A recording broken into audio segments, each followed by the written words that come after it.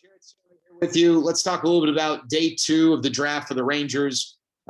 Listen, this is the nature of the baseball draft. It is just this whole massive world, and it's tough to know.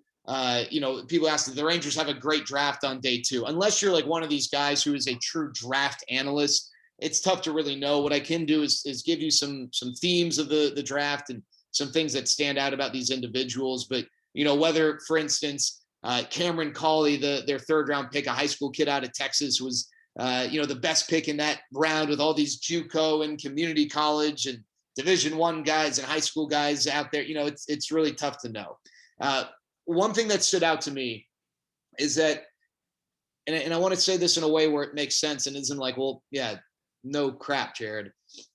It seems like the Rangers the last few years have drafted guys who not only are really good prospects, but have actually produced with a high level of success in college for their college kids. Obviously, all these high school kids should have a high level of success. But I guess what I mean in establishing that is there is definitely such a thing as a really good prospect who doesn't have the type of stats that stand out. Now, you're probably not drafting a guy in the 4th round out of the Pac-12 who didn't even make first, second, or third team.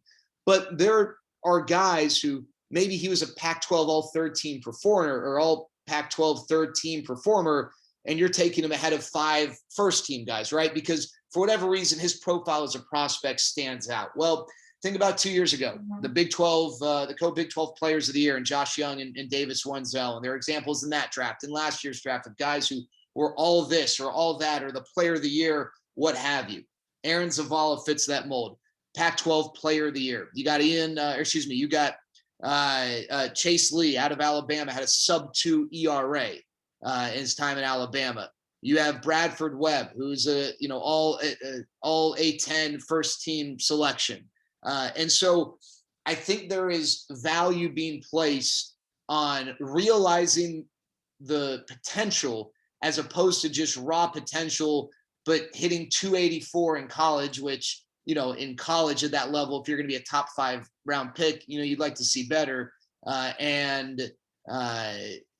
Just relying on that continued development. Does that make sense? I hope that makes sense. I kind of ramble a little bit, but that's one thing that stood out. Quickly, Aaron Zavala, he's a Pac-12 guy, so I have some, insight there, talking to people within the conference.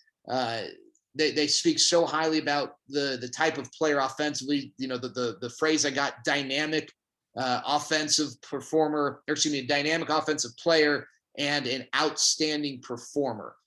He is a guy who has played center. Whether he sticks in center or moves to a corner remains to be seen. But this is a guy who had an on-base percentage at Oregon his last season of .525, had a near 1,200 OPS, so a guy who performed at a high level. Cameron Cauley is a super athlete in high school at Barbers Hill in Texas, a really good football player, a guy, like I said, explosive athlete, shortstop. I tweeted out at Jared Sandler some of his high school football highlights to give you an idea. Ian Muller's an interesting one, out of Iowa, didn't play high school baseball. The high school baseball scene in Iowa was a little bit different. He was big in the showcase scene. His power has been compared within the organization to Sam Huff. He's got a big arm. They expect him to stay behind the plate. The 6th round pick, Chase Lee, might be the guy who arrives at the big league level quicker than anyone else in this draft class for the Rangers. Side armor out of Alabama. He spent 3 seasons at Alabama. And just based on the nature, this is a reliever. Again, he's a guy who could move quickly throughout the draft. So those are just some of the things that stood out. Again, how to compare the 2nd through 10th round picks for the Rangers to 5 other teams. I mean, who the heck knows? It's so tough to really be able to know.